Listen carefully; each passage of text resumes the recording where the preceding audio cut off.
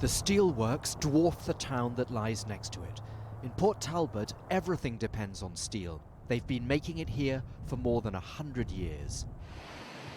But the plant is now losing $1.5 million every day, and history won't be enough to save it. It would be like losing a member of the family for most people.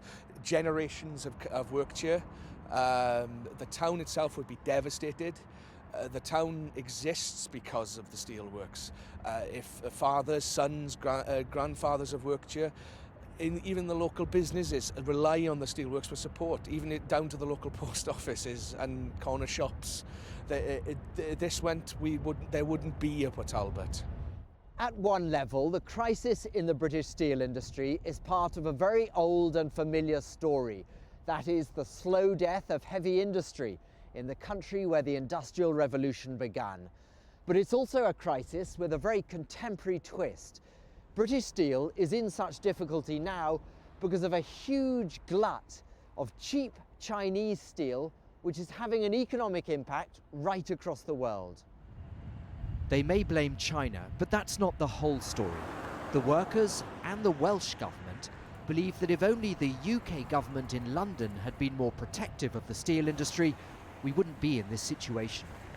The reasons, of course, why other countries have become competitive are to do with energy prices. That can be dealt with within the UK.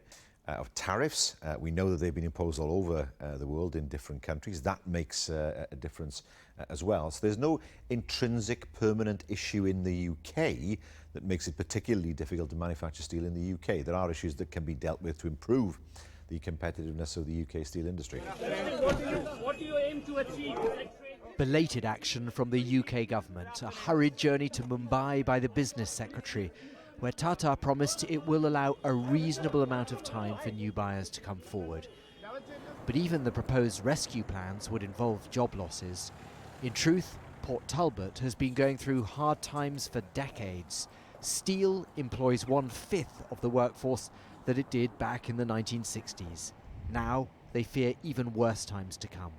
Barnaby, Phillips, Al Jazeera, Port Talbot in Wales.